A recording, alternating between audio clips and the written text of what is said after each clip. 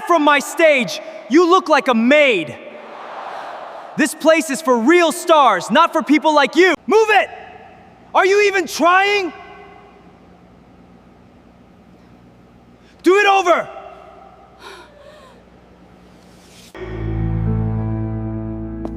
You look like a maid. The words echoed off the cold steel roof of the empty Seoul Olympic Arena.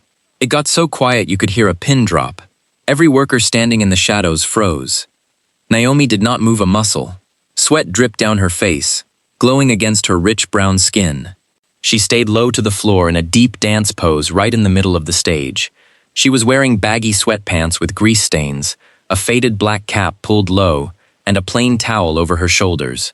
Naomi had been on her hands and knees for 3 straight hours. She was measuring stage lines for a huge world tour, doing the heavy, messy work that normal people never see. Standing at the edge of the stage was Ji-hoon. He was the biggest pop star in the country, surrounded by nervous assistants carrying his designer coats and expensive phones. Ji-hoon looked down at Naomi's dirty clothes and let out a mean laugh. Then, right in front of everyone, he kicked his half-empty iced coffee cup off the stage. It smashed on the floor right at Naomi's feet, splashing cold coffee all over her shoes. "Get off my stage and go clean the dressing rooms where you belong," Ji-hoon said loudly, making sure all 50 crew members heard him. "Some of us actually have a real show to do." The whole arena went silent. Nobody dared to speak. Nobody stood up to defend her. But Naomi did not cry, and she did not yell. Slowly, she stood up straight. She turned her head and looked Ji-hoon right in the eyes. She was not scared. Her eyes were calm, cold, and heavy. Ji-hoon's mean smile disappeared from his face. What this spoiled pop star did not know was that the woman he just insulted was not a maid. He had no idea that her hands held the power to save or ruin his entire career. Who was this mysterious Afro-Korean woman? What secret was she hiding beneath her plain clothes? And why was the most powerful boss in the music business standing in the hallway right now, holding a contract with her name on it? The truth was about to shock everyone, break one man's huge ego, and start an incredible story of secrets, hard work, and real love. Before we show you what happened next, take a quick second to subscribe to our channel, hit the like button, and turn on notifications so you never miss our best stories. Long before she ever set foot inside that grand, empty arena, Naomi's life was shaped by 2 completely different worlds. She was born in a small, light-filled home, where music was not just something you listened to on the radio. It was the very air her family breathed. Her mother was an African-American classical pianist who could make a piano weep with a single touch, and her father was a Korean traditional musician who played heavy wooden drums with precision and deep soul. Growing up with these 2 rich cultures, Naomi learned from a young age that true rhythm does not come from fancy stage lights or expensive clothes. It comes from deep inside the human heart. While other kids her age were hanging out at shopping malls or chasing quick internet fame, Naomi spent 6 to 8 hours every single day in a hot, dusty dance studio. She studied the sharp, powerful movements of traditional Korean drum dances alongside the raw, grounded rhythms of West African street dance. She practiced until her feet bled and her muscles burned. Her parents taught her 2 vital rules that she carried with her everywhere she went: work harder than everyone else in the room, and never, ever show off. They taught her that true power stays quiet, while weak people make the most noise. By the time she reached her 20s, Naomi had developed a style of movement that nobody else on earth could copy. It was sharp, smooth, fast, and full of deep emotion. Big record companies in America and Asia quickly noticed her talent. They offered her millions of dollars to become a famous performer, put her face on giant billboards, and star in shiny music videos. But Naomi said no to all of them. She did not want the flashing cameras, the fake friends, or the noisy lifestyle that comes with fame. She saw how famous people changed for the worse, becoming greedy and shallow. She preferred her simple life, her oversized hoodies, her worn-out sneakers, and the quiet freedom to walk down any street without people staring at her. Instead of taking the spotlight, Naomi chose to become a ghost choreographer.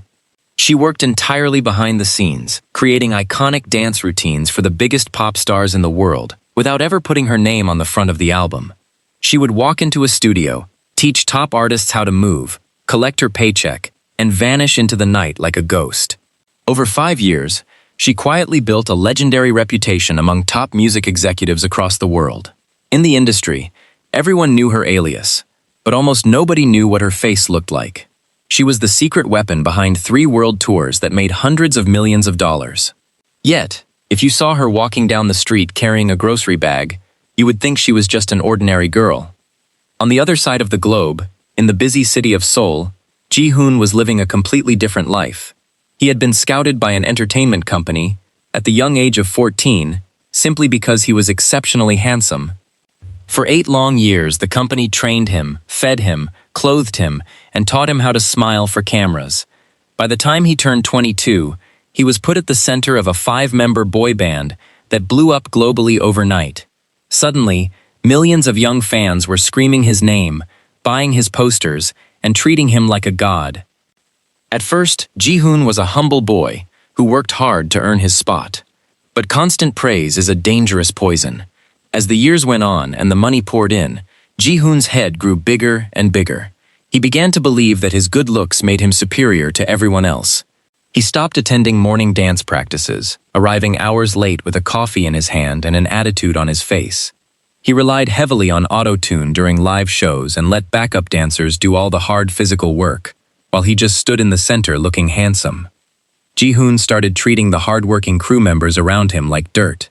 He shouted at costume designers if his clothes had a tiny wrinkle, ignored the sound engineers, and never once said thank you to the cleaners who picked up his trash. The managers at his company saw his terrible behavior, but they were too afraid to discipline him because Ji-hoon was bringing in millions of dollars in ticket sales and merch.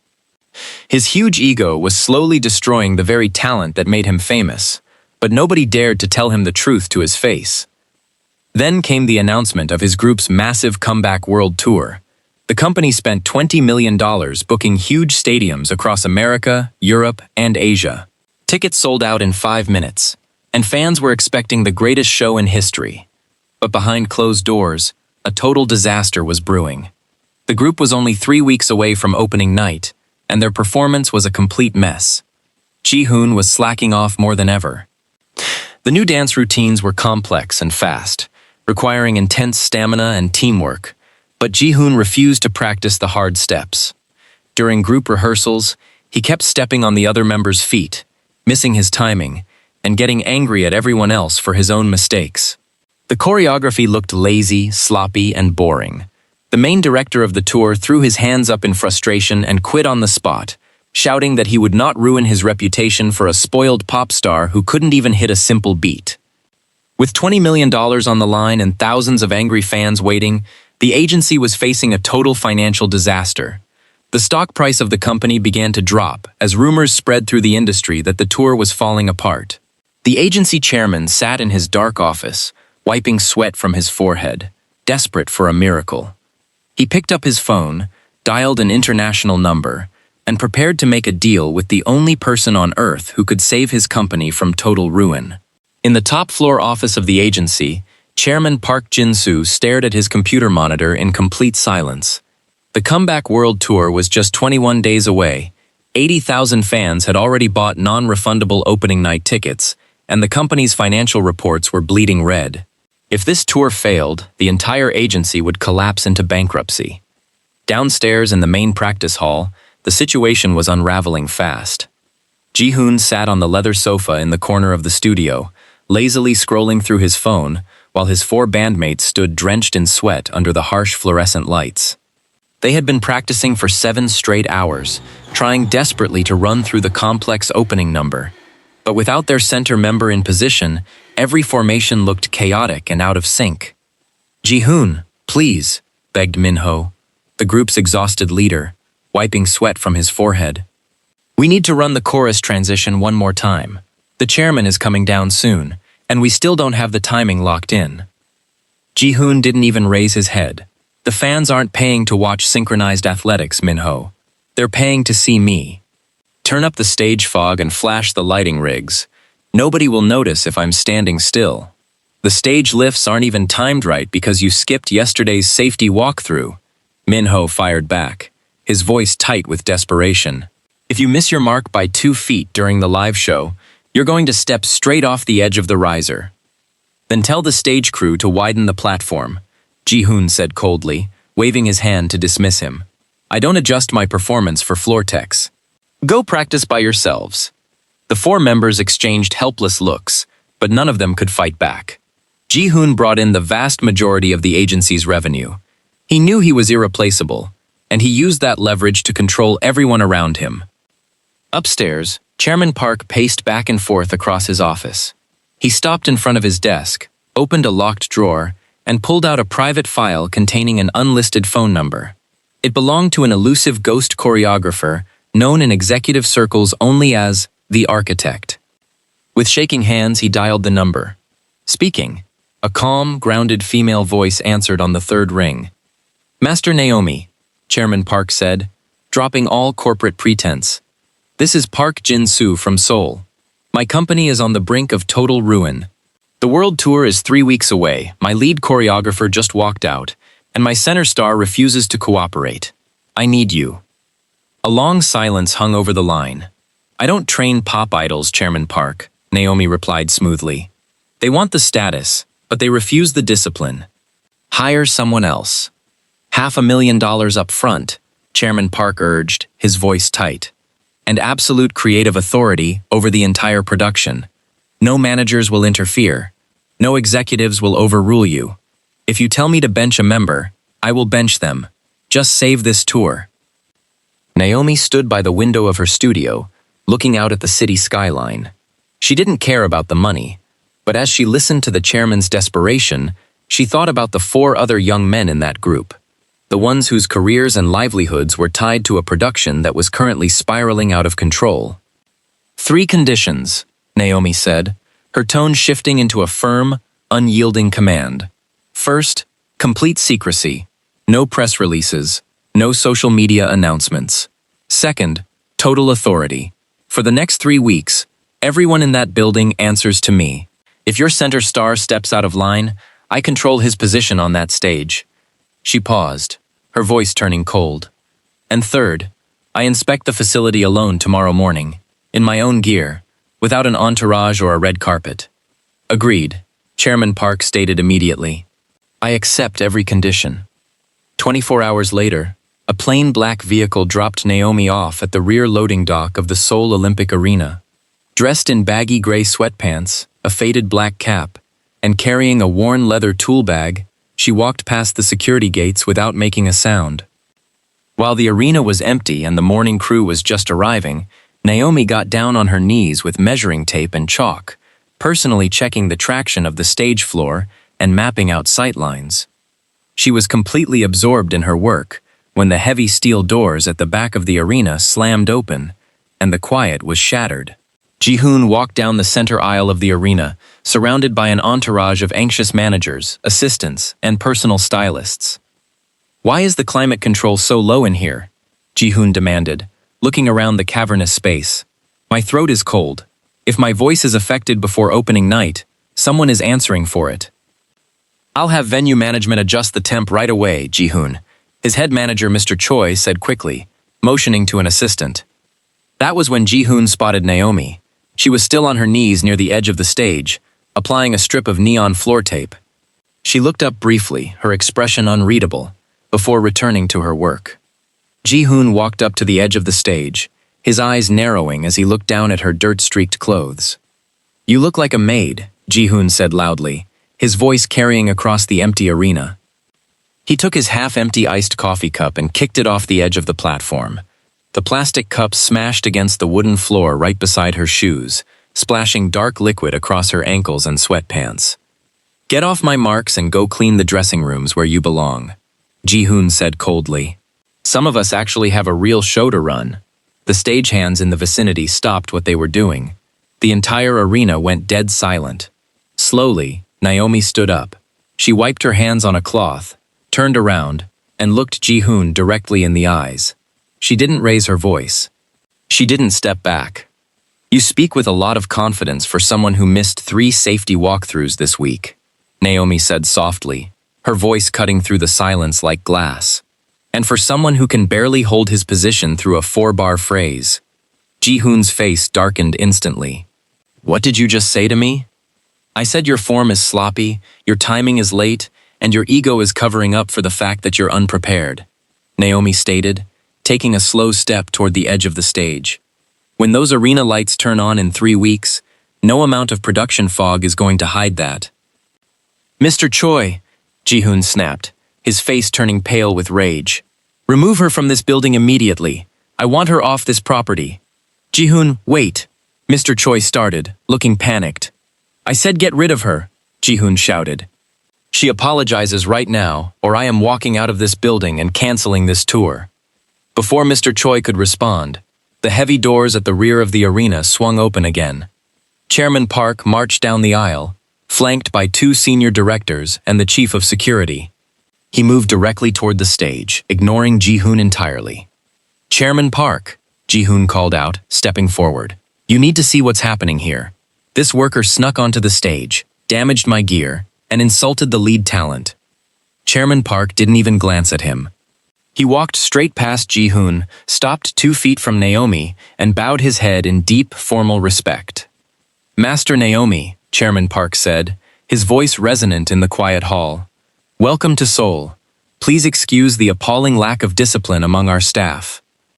The wire transfer has cleared, and as of this moment, your authority over this production is absolute. Ji-hoon froze. The managers behind him stared in utter shock. Chairman, what are you talking about? Ji-hoon asked, his voice wavering. She's a floor worker. Silence. Chairman Park turned on him, his voice booming. You are standing in front of the architect, the lead creative director who designed the choreography for every major stadium tour this agency has mounted in the last 5 years. She is the principal director of this entire world tour. A heavy, suffocating silence fell over the arena. Ji-hoon stood frozen, looking back and forth between the chairman and the woman standing before him in plain athletic gear. Naomi took 2 slow steps forward, stopping inches from Ji-hoon. She pulled a clean towel from her gear bag and dropped it into his hands. You told me to clean up where I belong, Naomi said quietly, her eyes locking onto his. Starting at 5 a.m. tomorrow, we begin. If you are 1 minute late, I strip you of your center mark and place your understudy in the opening sequence. Ji-hoon swallowed hard, unable to force a single word out, as Naomi turned and walked out of the arena. At 4:45 a.m., the streetlights outside the agency's practice facility buzzed softly in the cold morning drizzle. Inside the main dance hall, the air was dead quiet and smelled faintly of floor wax and fresh paint. Naomi stood in the center of the vast, mirrored room, dressed in simple black training gear, holding a stopwatch in her left hand and a clipboard in her right. There were no assistants, no catering tables, and no comfortable lounge chairs. She had ordered every piece of luxury furniture removed from the floor overnight. At exactly 4:58 a.m., the door swung open. Min-ho and the 3 other group members shuffled into the room, their eyes bloodshot from lack of sleep. They were dressed in plain gray sweatpants and basic white t-shirts, exactly as Naomi's prep checklist had instructed. They looked nervous, stepping quietly onto the wooden floor like soldiers entering a minefield.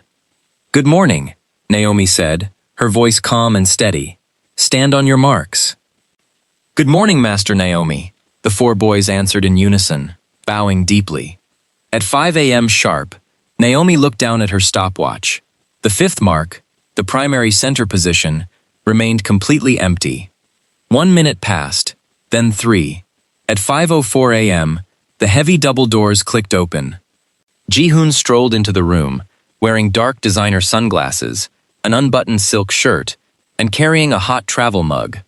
He moved with a lazy, deliberate drag to his step, attempting to project total indifference. Morning, Ji-hoon muttered casually, walking past Naomi without looking at her. He made his way toward the corner where his plush leather sofa used to sit, intending to drop his bag. When his eyes met bare, empty floor space, he froze. Where is the couch, and where are my assistants? They are outside, Naomi replied smoothly, stepping into his line of sight. And you are 4 minutes late. Ji-hoon turned around, pulling his sunglasses down to the tip of his nose with a scoff. It's 4 minutes, Naomi. The sun isn't even up yet.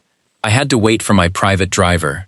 Min-ho, Naomi interrupted, turning her head toward the group's leader without breaking eye contact with Ji-hoon. "Step into the center, Mark." The entire room went cold. Min-ho hesitated, his eyes widening in shock. "Master Naomi?" "You heard me," Naomi stated softly. Min-ho takes center position for the opening 3 tracks of the tour. Ji-hoon, step to the far left wing. You are now in the secondary line. Ji-hoon's face flushed red, his jaw tightening so hard a vein bulged on his neck. "Are you out of your mind?" he yelled, taking an aggressive step toward her. "I am the center. I'm the lead visual. The entire poster has my face in the middle. You can't just move me to the back like a backup dancer. I told you yesterday that your position is earned, not given," Naomi said, her voice dropping into a razor-sharp tone that pinned him to the spot. "You were late. You showed zero respect for your team's time. You think your face carries this show? Proven right now, your feet can't even carry your own body weight through a basic routine. Move to the left wing, or leave the building and let Chairman Park handle your breach of contract." Ji-hoon trembled with rage. He looked at his bandmates, hoping to find support, but they all kept their eyes fixed straight ahead on the mirror. Realizing no one was coming to save him, Ji-hoon slammed his travel mug onto the floor, sending warm tea splashing against the baseboard, and stomped over to the far left corner. "Music," Naomi commanded calmly. For the next 6 hours, the practice hall turned into an absolute pressure cooker. Naomi did not yell, slam her clipboard, or lose her temper. Her discipline was far more terrifying. Absolute, unyielding precision. Every time Ji-hoon dropped his arms too early, failed to extend his leg fully, or missed a sharp beat drop, Naomi's whistle blew. "Whistle." "Again," she said. They ran the opening 4 minutes of the song. Ji-hoon's foot slipped on a turn. "Whistle." Again, from the top. By 10 a.m., the room was thick with heat. Sweat poured off the ceiling beams. The 4 other members were exhausted, but their movements were becoming visibly tighter, sharper, and more synchronized than they had ever been in their careers. Ji-hoon, however, was falling apart. His muscle memory was ruined by years of slacking off. His chest heaved like a bellows, his legs felt like lead weights, and his slick silk shirt was soaked through and sticking to his skin. During the 50th repetition of the chorus jump, Ji-hoon's ankle buckled under the sheer physical strain. He crashed heavily onto the hard wooden floor, his knees slamming against the boards with a loud, sickening thud that echoed through the room. He lay there on his side, gasping for air, tears of pure physical pain and deep frustration welling in his eyes. He beat his fist against the floorboards, screaming out in agony. "I can't do this," Ji-hoon sobbed, his voice cracking hysterically. "I can't move. You're breaking my body on purpose. You hate me." Naomi walked over slowly and stood over him. She didn't offer a hand, nor did she offer sympathy. She looked down at him with dark, unreadable eyes as the 4 other members stood frozen in silence. "I don't hate you, Ji-hoon," Naomi said quietly, her voice echoing in the sweaty room. "I just refuse to let you stand on a stage and lie to 80,000 people who paid to see a real artist." Ji-hoon looked up at her through his tears, his breath coming in ragged gasps, as Naomi clicked her stopwatch and prepared for the next command. By 11:30 p.m., the agency building was dark and silent. The administrative staff had gone home hours ago, leaving the hallways hollow and cold. Inside the main practice hall, a single yellow work light hummed in the corner, throwing long shadows across the polished wooden floor. The rest of the group had collapsed from utter physical exhaustion at 8 o'clock and had been dismissed to their dorms. But Ji-hoon remained on the floor. He was sitting against the mirrored wall, his knees pulled tightly to his chest, staring blankly at his reflection. His hair was matted with dried sweat, his simple gray sweatpants were torn at the left knee, and his breath dragged in heavy, ragged hitches. In front of him on the floor sat an unopened bottle of water, dripping condensation onto the wood. The heavy double doors creaked open softly. Naomi walked into the room, holding 2 plain paper cups of warm barley tea. She had discarded her whistle and clipboard, wearing a simple, dark, long-sleeved shirt. She did not make a grand entrance. Her footsteps were silent as she crossed the floor and sat down directly on the wood beside him, leaving 2 feet of space between them. She placed one of the paper cups near his hand. Ji-hoon didn't reach for it. He didn't yell, nor did he pull his usual arrogant face. The physical crucible of the past 18 hours had burned away every last layer of his defense, leaving behind a raw, trembling shell. "Why are you doing this to me?" Ji-hoon asked quietly, his voice raspy and barely above a whisper. He kept his eyes fixed on the mirror. "You could have just taken the money and let me slide through like everyone else does. Why do you want to destroy me?" Naomi blew softly on her tea, watching the steam rise into the cool air of the studio. "If I wanted to destroy you, Ji-hoon, I wouldn't be sitting on a freezing floor with you at midnight," she said softly, her voice carrying a deep, resonant warmth he hadn't heard before. "If I wanted to destroy you, I would have let you go out on that stage in front of 80,000 people in 3 weeks. I would have let you fail in front of the entire world, and I would have walked away with my $500,000. Ji-hoon's chest heaved. He buried his face in his hands, his shoulders shaking as silent tears finally spilled past his eyelashes, running down his sweat-stained cheeks. "I can't do the double spin in the second verse," Ji-hoon choked out, his voice cracking with a terrifying vulnerability. "My body won't move the way you want it to. Every time I try, my foot catches, and I feel like I'm falling into a dark hole. I'm scared, Naomi." "I'm terrified." "You're falling because you're dancing for the mirror," Naomi explained gently. "You're looking at your shadow, trying to make sure your hair looks right and your chin is tilted correctly. You're dancing for the applause of strangers who don't know your name. But real movement doesn't come from your reflection, Ji-hoon. It comes from your history. It comes from your pain." Ji-hoon wiped his eyes with his sleeve, turning his head to look at her for the first time without malice or pride. "I don't have a history," he whispered softly. "I was scouted off a street corner when I was 14 because a talent scout liked my face. For 8 years, adults in suits told me how to stand, how to smile, how to wave, and what to eat. I don't even know what kind of music I like when the cameras turn off. I don't know who I am."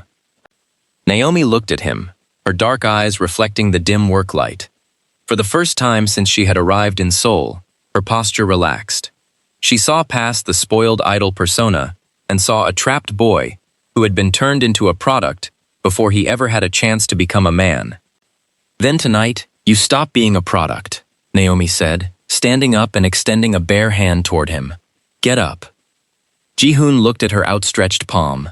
For 3 days, he had hated this woman with every fiber of his being. But looking up at her now, he saw no cruelty, only an unshakable, ancient strength. Slowly, hesitantly, he reached out and placed his bruised hand in hers.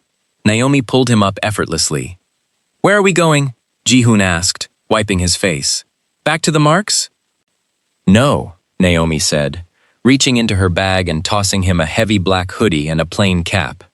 "Put those on. Pull the hood low over your eyes. We're leaving the building." 20 minutes later, an unmarked taxi dropped them off at the mouth of a dark, narrow alleyway in the Hongdae district of Seoul. Deep underground, away from the glittering skyscrapers and luxury boutiques, the muffled thud of a heavy bass line vibrated through the pavement. Naomi led Ji-hoon down a set of concrete steps into a packed, humid basement club. There were no VIP tables, no security guards, and no flashing cameras. The room was illuminated only by red neon lights and thick smoke. In the center of the room, a circle of 50 young people had formed, clapping their hands and shouting as dancers took turns throwing their bodies into raw, improvisation battles. Ji-hoon pulled his hood lower, his heart pounding in his chest. "If someone recognizes me here, the media." "Nobody is looking at your face here, Ji-hoon," Naomi cut in smoothly, leaning close to his ear over the thumping music. "In this room, your money is worthless, your status doesn't exist, and your agency chairman can't save you. The only thing that matters in this circle is whether your movement is real." Suddenly, the crowd cheered as a young woman in the center finished a blistering series of floor steps. Before Ji-hoon could react, Naomi stepped directly into the center of the ring. The DJ dropped a heavy, syncopated rhythm, a raw blend of West African percussion and heavy electronic bass. Naomi closed her eyes for a single second, and then she moved. Ji-hoon's breath caught in his throat. What he witnessed over the next 2 minutes was not the polished, sharp choreography she taught in the studio. It was a terrifying, breathtaking force of nature. Naomi moved like water, her body flowing seamlessly through impossible angles, executing lightning-fast footwork and grounded, powerful drops that seemed to defy gravity itself. She wasn't dancing for an audience. She was completely consumed by the rhythm, her soul pouring out through every muscle. The basement crowd exploded into wild cheers, pounding the walls and stomping the floorboards. Ji-hoon stood at the edge of the circle, completely mesmerized. A cold shiver ran down his spine. For the first time in his life, he understood what true artistry looked like. It wasn't about fame or perfection. It was about pure, unadulterated truth. When Naomi stepped out of the circle, breathing lightly, she walked up to Ji-hoon and looked him straight in the eyes. "Now," Naomi said, her eyes shining in the red light. "Do you still think you look like a maid when you dance?" Ji-hoon looked at her, his throat tight with a sudden, overwhelming emotion he couldn't name. He shook his head slowly. "Teach me," he whispered. "Please, teach me how to feel like that." Naomi smiled, a real, genuine smile that lit up her entire face, and reached out, slapping his shoulder gently. "Tomorrow morning, 5 a.m., don't be late." Over the next 10 days, the atmosphere inside the agency changed completely. The hostility that had choked the rehearsal hall transformed into an intense, hyper-focused energy. Ji-hoon was no longer the arrogant boy who had kicked a coffee cup across the floor. He was the first to arrive at 4:30 a.m., setting up floor markers, stretching in the dim light, and quietly offering water bottles to his bandmates. Under Naomi's guidance, his movement had lost its artificial stiffness, blossoming into a fluid, commanding power that left the agency's backup dancers in absolute awe. However, far away from the practice floor, a dark conspiracy was coming to a boil. Mr. Kang, the agency's chief operating officer, stood behind a one-way mirror on the second-floor balcony, watching Ji-hoon execute a flawless double spin on the floor below. Mr. Kang was a ruthless executive who built his career on controlling vulnerable, dependent idols. For years, he had used Ji-hoon's spoiled insecurity to manipulate him into signing predatory contract extensions. But now, watching Ji-hoon hang on Naomi's every word with deep respect, Mr. Kang realized his control was completely shattered. If this tour succeeds under her name, she takes total control of the roster, Mr. Kang hissed to his assistant standing in the shadows. And Ji-hoon will never sign the 5-year renewal. We need to eliminate her before opening night. The chairman protects her, the assistant whispered nervously. We can't fire her. We don't need to fire her, Mr. Kang replied, a cold, malicious smile spreading across his face. We just need a public disaster. Let the press see that her extreme training methods are dangerous. The board will have no choice but to terminate her contract on safety grounds.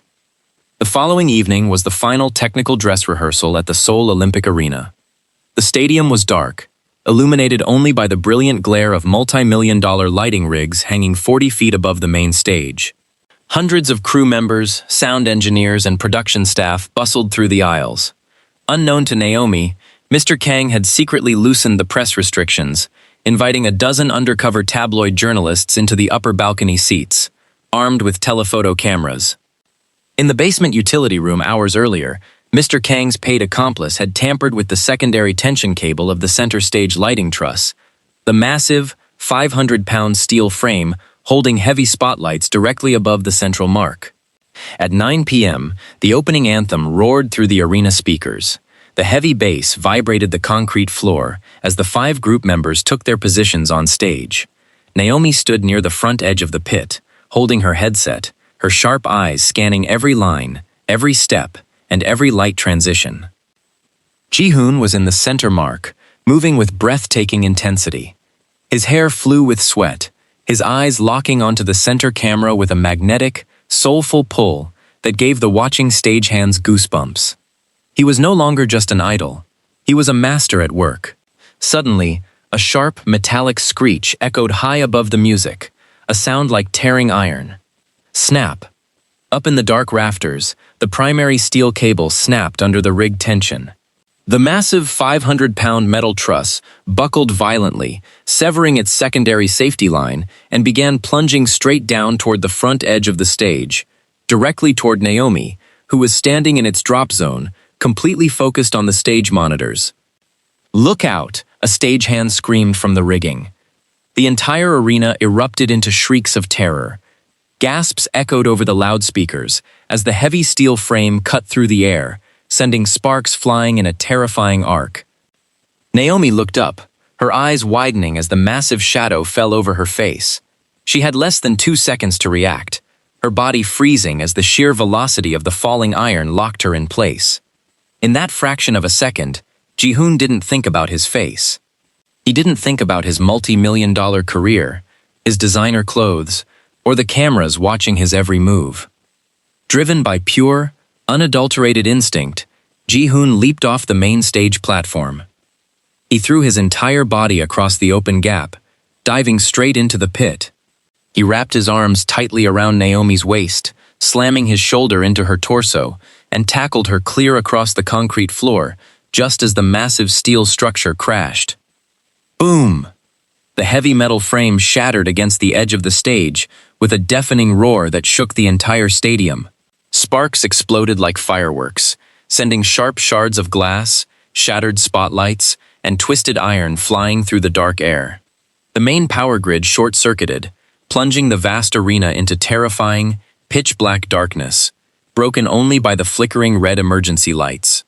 A suffocating silence fell over the arena, filled only by the hiss of severed electrical wires and the thick cloud of dust rising from the wreckage.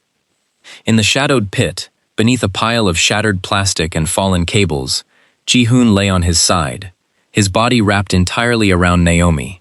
He had shielded her head with his own arms, taking the brunt of the flying debris across his back. His breathing came in heavy, terrified hitches, his chest heaving against hers. "Naomi! Naomi!" Ji-hoon choked out, his voice trembling with a raw, agonizing terror he had never felt in his entire life. He reached up with shaking, dust-covered hands, gently cupping her face in the dark, searching her eyes. "Please answer me. Are you hurt? Please tell me you're okay." Naomi lay beneath him, her heart pounding like a war drum against her ribs. She looked up through the dust and red light into Ji-hoon's eyes that held no arrogance, no vanity, and no fear for himself, but an overwhelming, desperate devotion to her safety. Slowly, carefully, Naomi raised her hand and pressed her palm against his warm, blood-scratched cheek. "I'm okay, Ji-hoon," she whispered softly, her voice steady in the dark. "I'm okay because of you." Ji-hoon let out a massive, trembling breath, resting his forehead gently against hers, in the shadowed dust, as the shouts of emergency medical crews began to echo down the darkened aisles. By 8 a.m. the following morning, the glass-walled executive boardroom on the top floor of the agency felt like an interrogation room. Outside the floor-to-ceiling windows, rain lashed against the skyscraper, matching the dark, oppressive mood inside. At the head of the long mahogany table sat Mr. Kang, looking impeccably groomed in a dark charcoal suit, his arms folded confidently across his chest. Flanking him were 8 senior board members and the agency's chief legal counsel. Chairman Park sat near the middle of the table, looking visibly aged, his face pale as he stared down at a thick stack of legal documents. The heavy glass doors slid open, and Naomi stepped into the room. She was wearing a simple black suit, her jaw set in an unyielding line. Beside her walked Ji-hoon. His left arm was tightly bound in a dark shoulder sling, and a small white bandage covered a deep scratch along his jawline from the flying glass. Yet, despite the injuries, he walked with a posture that was completely unrecognizable. Spine straight, chin level, his gaze steady and sharp. "Master Naomi," Mr. Kang began, his voice dripping with smooth, calculated sympathy as he motioned toward an empty chair. "Ji-hoon, please, sit. We are all deeply shaken by the tragic accident during last night's technical rehearsal." "It wasn't an accident," Ji-hoon said flatly, ignoring the chair and standing directly behind Naomi. Mr. Kang's eyes flickered with a brief flash of annoyance, but his professional smile remained firmly in place. "Ji-hoon, you are traumatized, which is completely understandable. You suffered physical injuries hours before the launch of a multi-million-dollar world tour, and that is precisely why this board has convened early today. Mr. Kang tapped the stack of papers in front of him and turned his sharp eyes toward Naomi. The safety of our artists is paramount, Mr. Kang stated, his voice booming with authority for the benefit of the board members. Last night's catastrophic equipment failure proved that the high-stress environment and extreme demands imposed by external contractors have compromised the operational integrity of our production. Furthermore, leaked photos of Ji-hoon's injury are already circulating among high-level investors. He leaned forward, placing both hands flat on the table. Effective immediately, the board is exercising Section 4 of our emergency protocols. Master Naomi, your contract as Principal Creative Director is hereby terminated for negligence and safety hazards. You will be compensated for your time, and you will vacate the premises by noon. Chairman Park slumped in his chair, wringing his hands helplessly. Kang, please. We haven't even reviewed the engineering report from the fire department yet. The decision is final, Chairman, Mr. Kang interrupted smoothly, turning a victorious sneer toward Naomi. We cannot risk a multi-million-dollar brand on an unvetted outsider who pushes our top talent to the point of structural disaster. Naomi didn't flinch. She didn't raise her voice, nor did she offer a defense. She simply reached into her leather jacket, pulled out a sleek silver flash drive, and placed it calmly in the exact center of the mahogany table. You should really look at those files before you sign my termination, Mr. Kang, Naomi said, her tone as cool and smooth as polished ice. Mr. Kang's smile faltered slightly. What is this? That is the raw, high-definition security footage from the basement power grid room at 6:15 p.m. yesterday. Naomi explained, resting her hands lightly on the back of a chair. The stadium security system operates on an independent, off-site cloud server that your venue liaison forgot to clear. It shows a man in an agency maintenance uniform using heavy bolt cutters on the secondary tension line of Truss 4. A collective, horrified gasp echoed across the boardroom. Two board members immediately leaned forward, staring at the silver drive. Mr. Kang's face drained of color, his throat tightening. This is an absurd bluff. You're trying to shift blame for your own... And that drive also contains the digital transaction log from 2 hours before the sabotage. Ji-hoon cut in, his voice ringing through the room with terrifying authority. Ji-hoon took 2 steps forward, leaning over the table and staring directly into Mr. Kang's panicked eyes. A $50,000 untraceable crypto transfer went directly from your personal shell company to that technician's offshore account, Ji-hoon said, a cold, fierce smile touching his lips. You didn't just sabotage a stage, Kang. You tried to ruin a production, disable our director, and put my life in physical danger just so you could hold on to your corporate power. That is a lie, a complete fabrication. Mr. Kang screamed, slamming his fist onto the table as he scrambled to his feet. Board members, listen to me.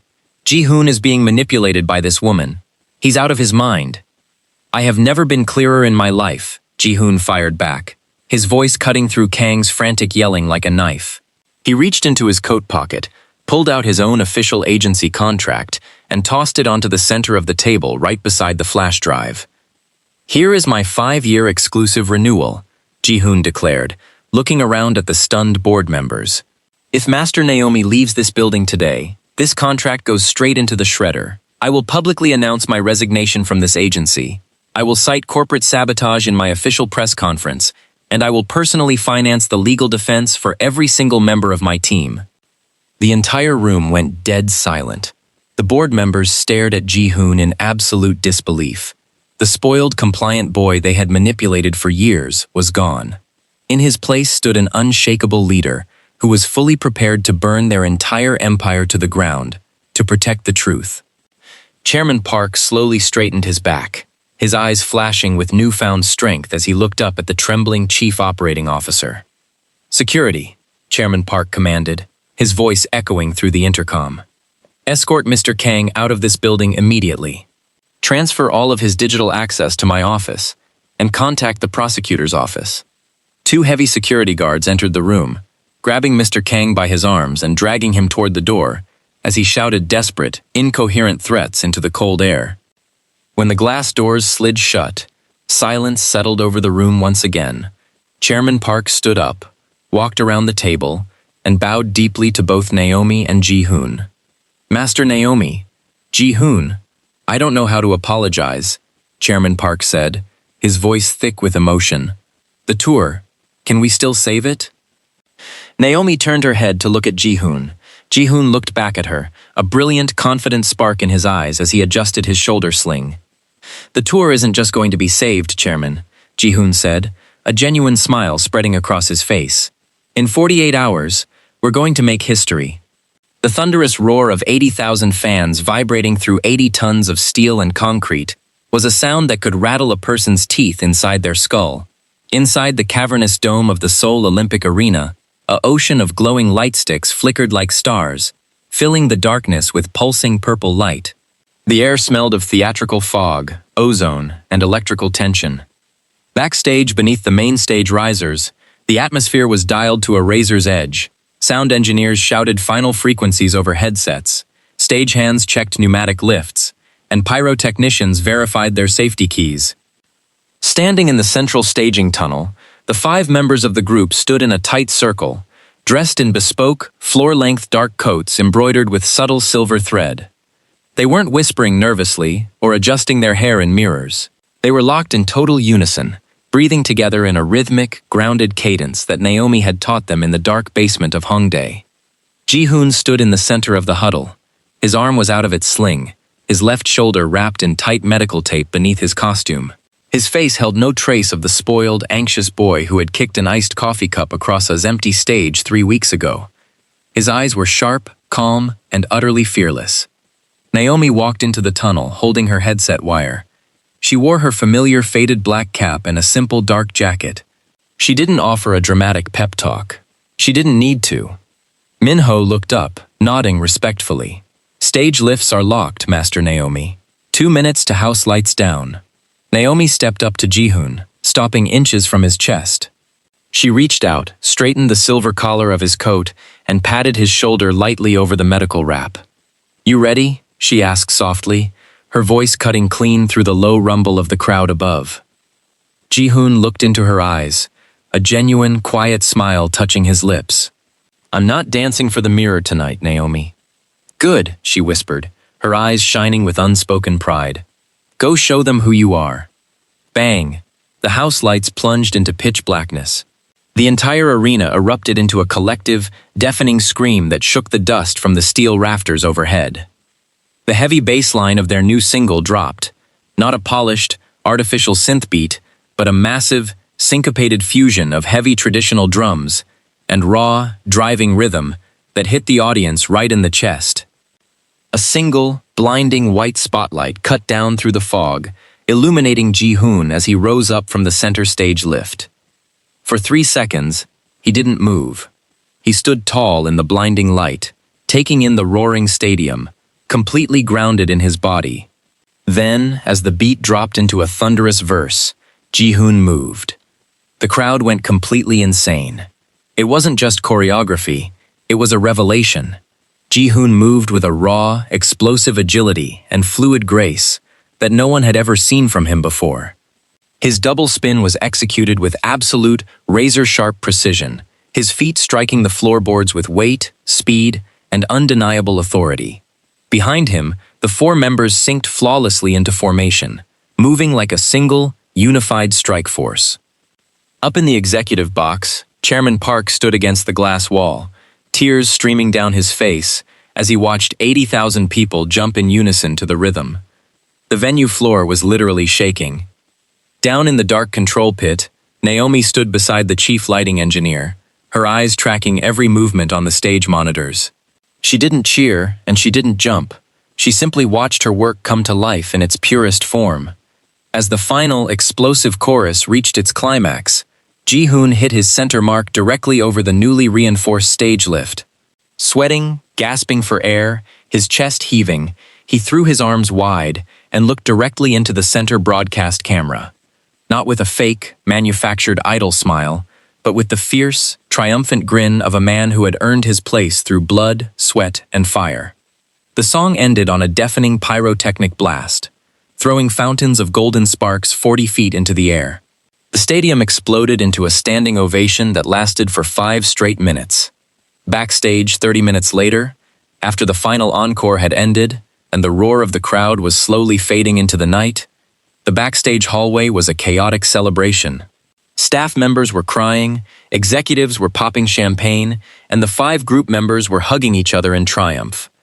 Ji-hoon pulled away from his bandmates, stepped around 2 news crews trying to get an interview, and walked down the quiet, dimly lit corridor leading to the loading dock exit. Standing near the open rear doors, watching the cool rain fall on the pavement, was Naomi. She had her worn leather bag slung over her shoulder, ready to leave quietly into the night, before the press conference began. Ji-hoon stopped 10 feet behind her. "You were just going to leave without saying goodbye?" Naomi turned around slowly, a soft smirk on her face as she rested her hands in her pockets. "My contract was to fix your tour, Ji-hoon. The tour is fixed. My job here is done." Ji-hoon walked up to her, stopping close enough to feel the cold rain draft coming off her jacket. He looked down at her, his eyes filled with a deep, unshakable respect, and something far deeper that had grown over 3 impossible weeks. "You saved my life, Naomi," Ji-hoon said, his voice quiet and steady. "Not just from that falling rig, but from becoming a hollow ghost who had nothing real to offer the world." Naomi looked at him, her dark eyes reflecting the faint yellow streetlights outside. "You saved yourself, Ji-hoon. You just needed to remember how to sweat." She turned and took a step toward the rain, but Ji-hoon reached out, gently grabbing her hand. Naomi paused, looking down at his fingers wrapped around hers, before looking back up into his eyes. "Where are you going next?" Ji-hoon asked softly. Naomi smiled, a real, warm smile that lit up the dark alley. "Wherever the music takes me." Ji-hoon squeezed her hand gently before letting go, stepping back with a respectful 90-degree bow. "I'll be waiting for the next lesson, Master Naomi." Naomi pulled her cap low over her eyes, gave him a small nod, and walked out into the falling rain, vanishing into the night like the legend she was. The soulful, resonant chords of Ji-hoon's guitar faded into the cool California night air, leaving 10,000 fans in dead silence before the amphitheater erupted into a deafening roar. Up in the highest, darkest row of the stadium, Naomi stood against the cold iron railing. She adjusted her faded baseball cap, pulled her worn leather bag over her shoulder, and turned toward the exit steps. She had seen what she came to see. He was real now. Her work was done. Naomi descended the concrete stairs behind the venue, taking the quiet back path that led toward the dark outer parking lot. The muffled thunder of the cheering crowd was still echoing behind her when she heard the heavy metallic thud of a stage door slamming open. Heavy, rapid footsteps sprinted across the asphalt. "Naomi!" She stopped, her body freezing in the dark alleyway. Slowly, she turned around. Ji-hoon was running toward her, completely out of breath. He was still wearing his simple black performance sweater, his face shining with sweat, his guitar left behind on the stage. He didn't care about the reporters, his managers calling his name in the distance, or the lingering threat of cameras. He stopped 3 feet in front of her, his chest heaving as he stared at her under the dim amber glow of a single street lamp. "I saw you," Ji-hoon panted, his voice trembling with a mixture of disbelief and intense emotion. "In the top row. I saw the cap." Naomi looked at him, her dark eyes calm and unreadable. "You should be back on stage, Ji-hoon. The crowd is waiting for your encore." "I don't care about the encore," Ji-hoon said, taking a step closer, his raspy voice cracking with absolute sincerity. "I've spent 6 months singing to packed stadiums across the world, and every single night, I look into the front row hoping to see the only person who actually saved me, the only person who saw right through me." Naomi lowered her head slightly, a quiet, bittersweet smile touching her lips. "I told you in Seoul, Ji-hoon, you saved yourself. I just gave you the floor." "No," Ji-hoon whispered, his eyes locking onto hers with a desperate, fierce intensity. "You gave me a life. You taught me how to be human." He took one more step, closing the distance between them. For a brief second, Naomi braced herself to offer a firm hand or a polite, professional pat on the shoulder to say goodbye. Instead, Ji-hoon reached out, wrapped his arms tightly around her waist, and pulled her into a deep, desperate hug. Naomi stiffened in surprise. For years, she had maintained a cold, unshakable wall between herself and the glittering world of famous stars. She didn't do emotional goodbyes. She didn't form personal bonds with her clients. She was the architect, a ghost, who vanished into the dark. But as Ji-hoon rested his forehead against the side of her neck, his body shaking slightly as he held onto her like a lifeline, Naomi felt the final layer of her ancient protective armor shatter completely. Slowly, carefully, she raised her arms. She wrapped them around his shoulders, burying her face into his sweater, and squeezed back. For nearly a minute, they stood locked in the dark alleyway beneath the amber streetlight, surrounded by the faint hum of the city and the distant roar of the stadium. It wasn't a master and a student. It wasn't a ghost and an idol. It was two souls who had pulled each other out of the dark. Gently, Naomi pulled back, her hands resting on his shoulders. Her eyes were warm, shining with an uncharacteristic tenderness. "You're a real artist now, Ji-hoon," she said softly, her voice thick with genuine emotion. "Never let anyone take that away from you." Ji-hoon swallowed hard, nodding slowly, as tears welled in his eyes. "Where are you going next?" "Tokyo," Naomi smiled gently, stepping back into the shadows of the outer gate. "A traditional drum troupe needs a director. It's time for me to go home." She gave his hand one final soft squeeze, turned around, and walked into the misty night, her silhouette disappearing around the corner of the avenue. Ji-hoon stood under the streetlight for a long time, watching the empty corner, a profound sense of peace washing over him. He took a deep breath, adjusted his clothes, and walked back toward the amphitheater to finish the performance of his life. 2 hours later, the concert was over. The stadium was quiet, the heavy gear was loaded into trucks, and Ji-hoon sat in the back of his private transport van as it cruised down the dimly lit Highway 101 toward his hotel. He leaned his head against the cold glass window, staring at the flashing city lights, feeling lighter than he had in years. His phone vibrated in his pocket. Ji-hoon pulled it out, assuming it was a message from Minho about tomorrow's flight schedule. But when he illuminated the screen, the message came from a unknown, heavily encrypted international number. He opened the text. "Ji-hoon, do not go to Tokyo. Do not trust Chairman Park. Naomi's real name is not Naomi, and the $500,000 was not paid to save your tour. It was paid to keep you from finding out what happened to your real father 20 years ago. Turn back now." Ji-hoon's blood ran dead cold. His breath caught in his throat as the phone slipped slightly in his shaking fingers. He stared at the screen in pure terror as the van sped deeper into the dark night.